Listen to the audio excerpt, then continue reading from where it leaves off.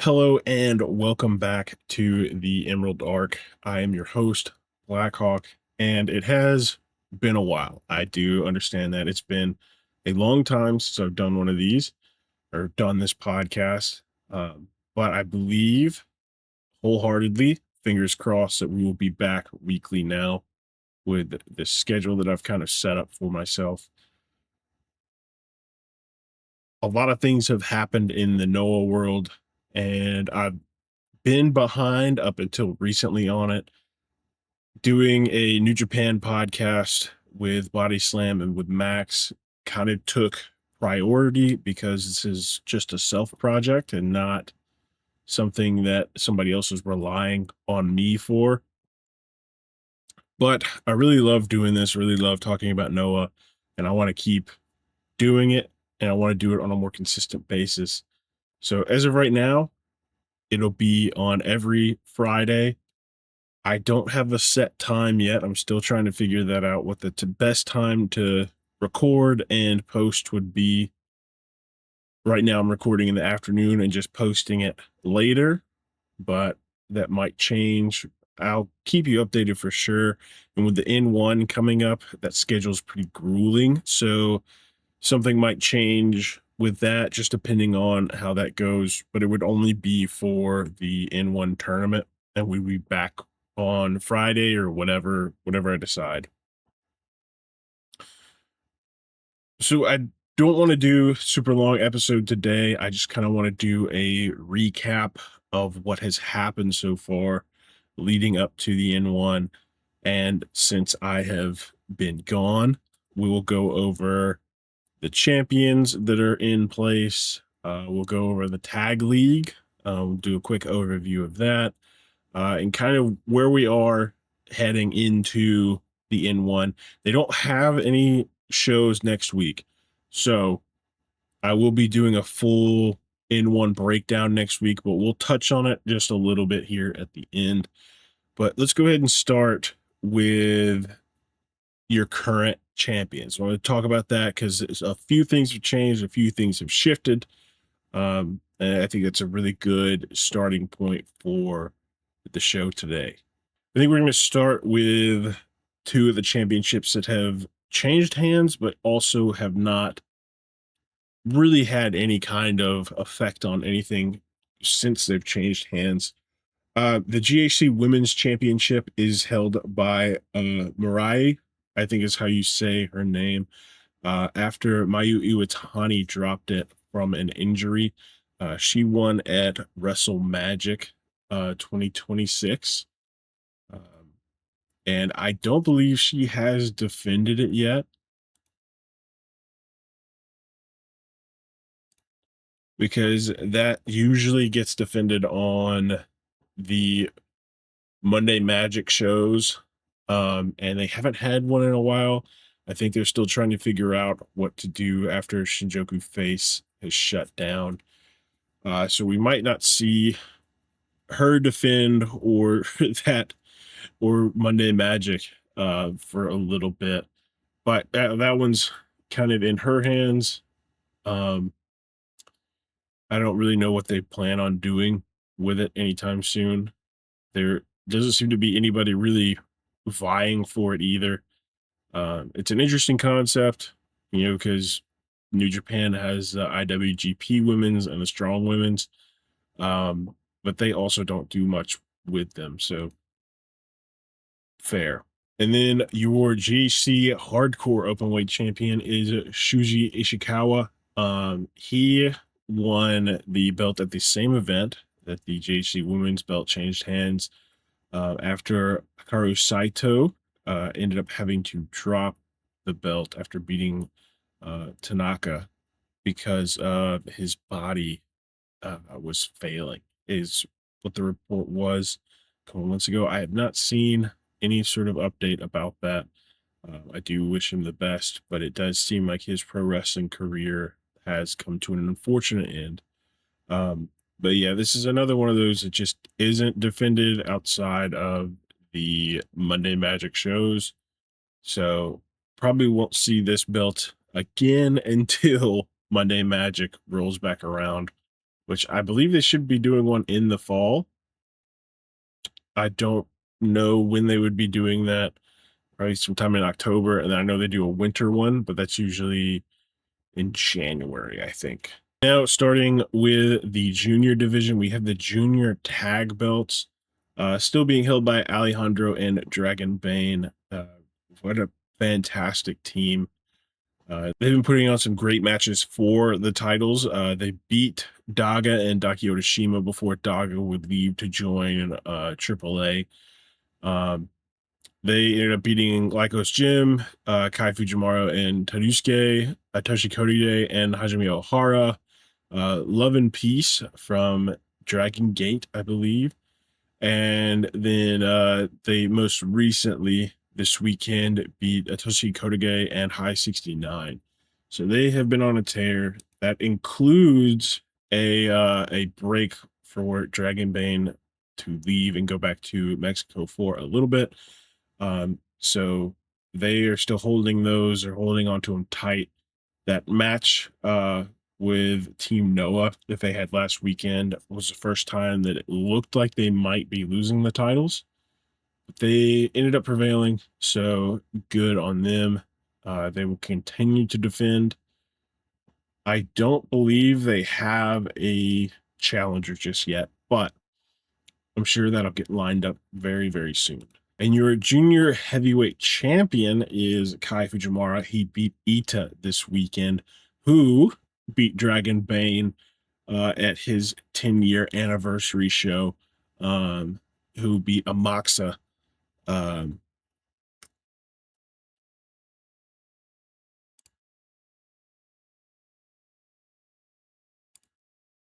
at Spring Mayhem, who beat Amaxa at Spring Mayhem. So it has changed hands a few times, which, I don't really mind. Dragon Bane had it for 49 days. Ida had it for 51.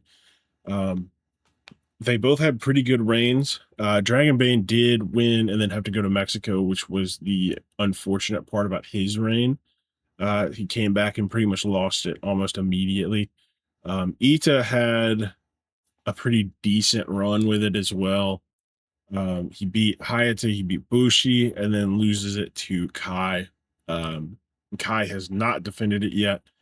I don't know if they have anything in the works for him just yet. We will talk about factions in a little bit and breaking down what has happened. There hasn't been a ton of change, but there are some. What has changed is big, so it's worth noting. Then we move into the heavyweight division, starting with the JC Tag Team Championships. And this is going over the Noah Neo Global Tag League. Passionate Rattels in Manabu Soya and Yuki Ino would be the victors of the tag league by defeating the Good Brothers, which is, a decision to have them in the end. When you have a ton of really, really good young talent that could have used that spotlight, even if you were still going to give it to Passion Rattels.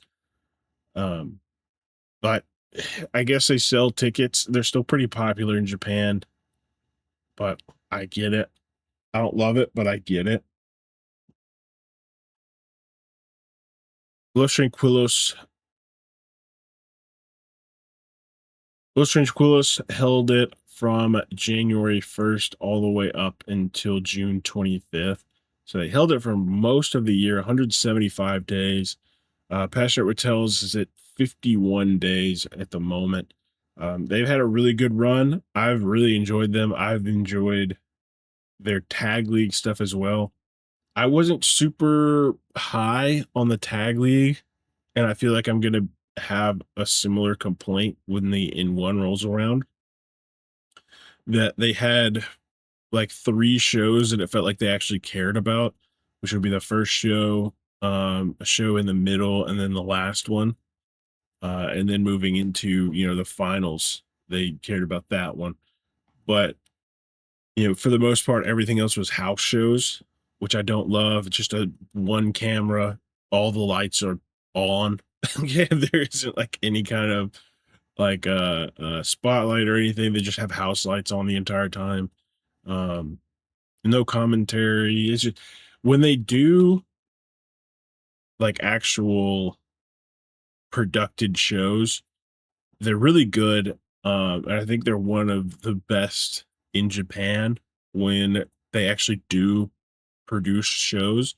But a majority of their shows end up being just that single hard cam with all the lights on. Um, and that's one of the things that I just really think Noah's missing on. New Japan does all their shows with at least one commentator. At least on the English side, they always have the Japanese commentators. Noah doesn't. They always have a few camera angles, people working cameras. Noah just has that one hard cam for the most part. And it just makes it feel like it's not important. It makes it feel like they don't care about these events and the results. Even though this is a tournament and they're supposed to care about the results, it does make it just feel like it doesn't matter. Um, but they have had a few house shows since then. They had two house shows last week that they just recorded and posted. I didn't think I was going to get to see those. I'm glad they posted them. They were just average events. The house shows are usually just average events. Um, so they were all right. But moving past all of that, Passion Hotels are your tag team champions, and we will talk more about faction stuff with them later. Then moving into the JC National Championship, Naomichi Marufuji is still holding the title belt, and he has had some really, really good matches as a defender. He's had some really, really good matches defending the belt. Terusuke was not a great match. Suji Kondo was a really good match. Kano was a really good match. And Kenta was a really good match. He has shocked me with his ability to kind of turn the dial up. He wasn't my favorite going into this. If you can remember when he did win the title, I was a little disappointed by that, but I don't hate it. Um, Now on the outside of things, I think he's done a really good job. But I was used to Marufuji just being in tag stuff, kind of phoning it in and doing the hoop kicks and the whatevers and getting out of there and going home.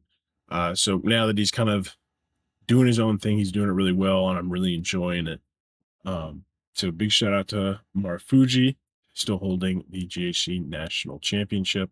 Then we go into the GHC Heavyweight Championship, which I believe is the biggest change. I don't think we covered the Spring Mayhem and Ryogoku, which would have seen Yoshiki Inamura losing to Shane Haste.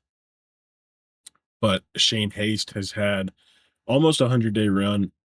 He's done really, really well with that, bouncing back and forth between Japan and the United States. The Aussie living in the States, he defeated Kenta, Tetsuya Endo, and Ozawa before he would lose it this weekend to Tetsuya Naito. Right now, I don't believe there's anybody vying for it against Naito. Um, he said that he had a big announcement coming pretty soon. I don't believe it's dropped yet, but it's regarding the GHC Heavyweight Championship and Noah. But I believe he has signed with the company officially now.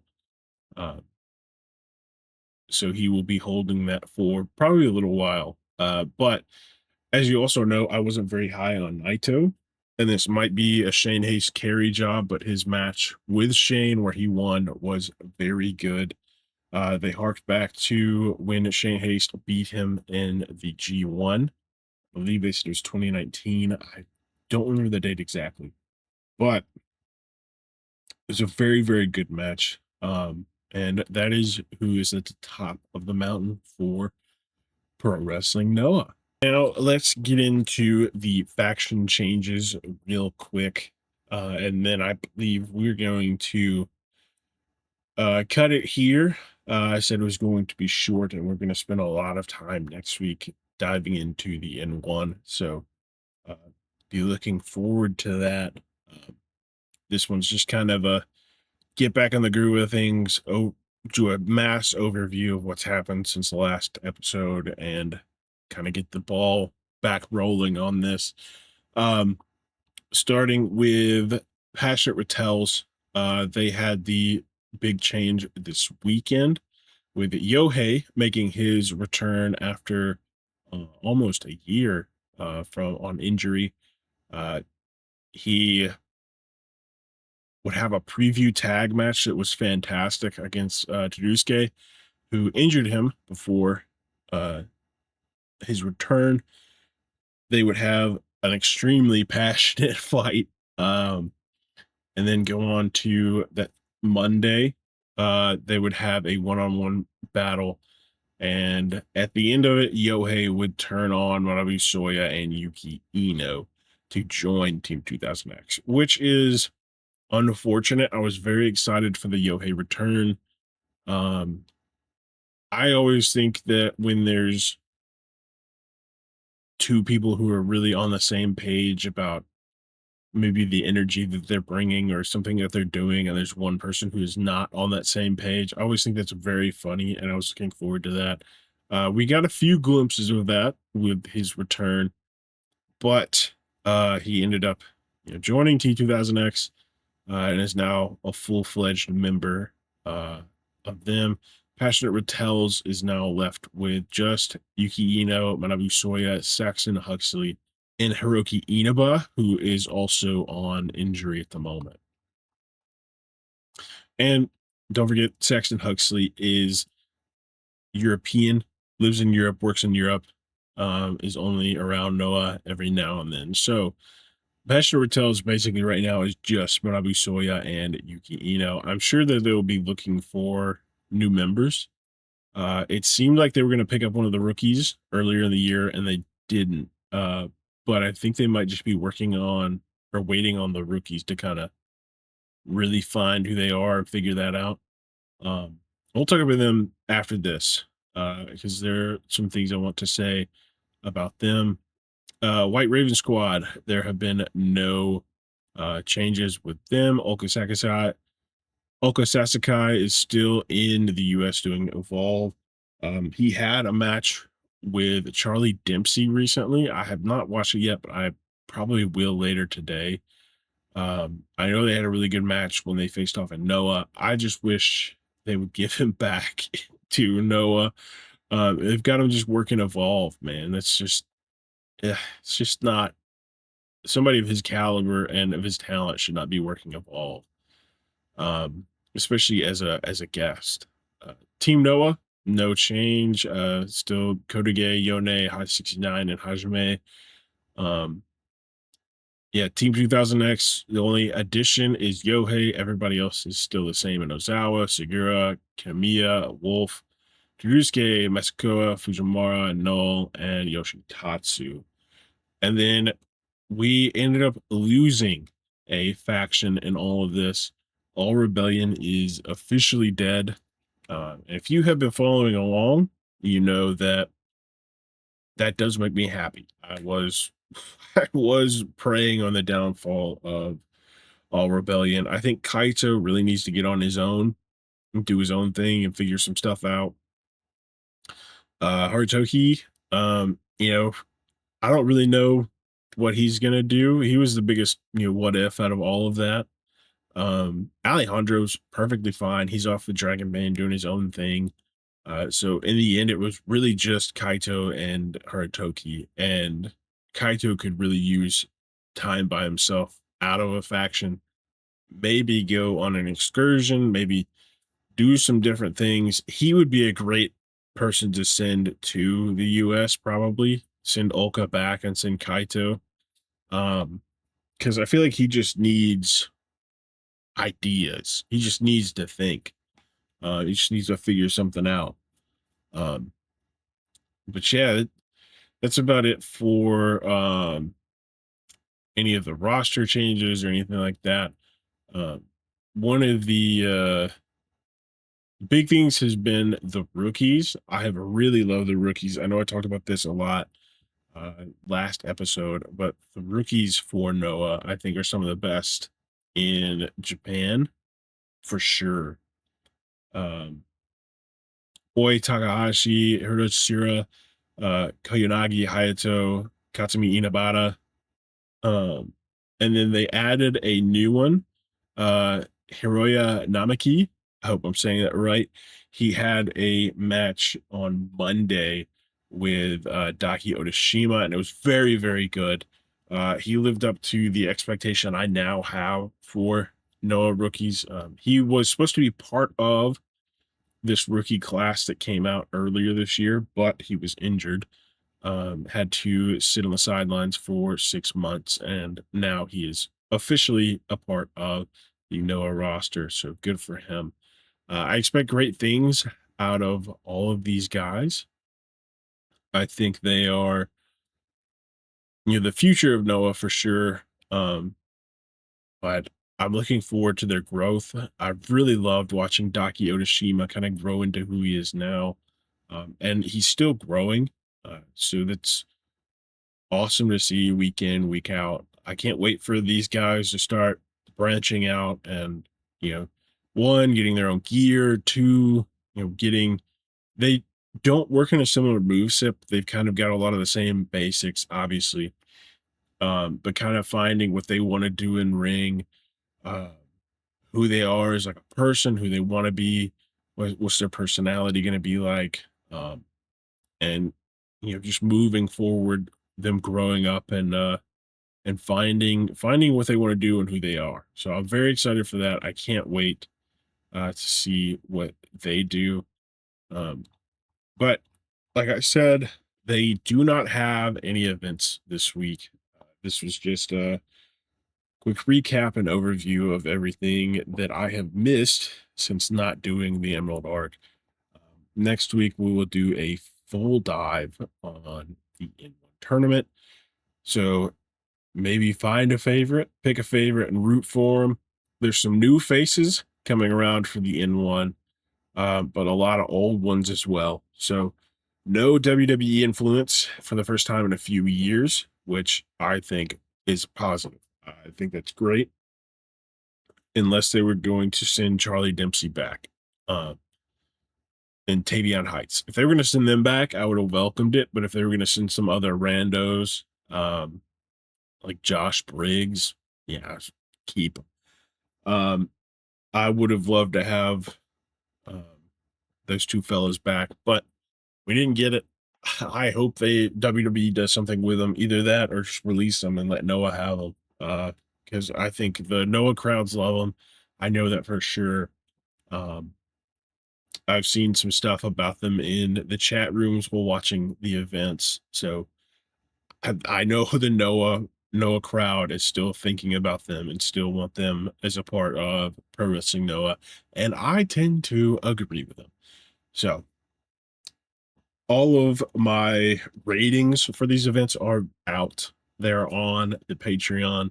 If you want to go check that out, the link will be in the description. Um, I will have all of the ratings out on Fridays when Noah. I will usually have every rating out Friday for the show that we're going to cover. If they're running a event on a Friday, it might not make it into the episode because I do have a full-time job. I do work. I can't just be at home watching wrestling all day as much as I wish I could. But you can find everything on the Patreon. So go check that out. All all the events from last episode to this one are up. I believe all the previous episodes of the Ingram Arc are also up. I need to upload some of the events or some of the not so young line episodes, uh, but all of that is on the Patreon. That's kind of become the hub of what I'm doing nowadays. So if you're not subscribed to the Patreon, make sure to go check that out. That is probably where you're going to find me most of the time. Um, you can definitely reach me there if you need to. Otherwise, you find me on Instagram at the Blackhawk Walker, and then on every other social platform at Blackhawk Walker. But I believe this is it for this week, and I will see you next week with the N1 coverage.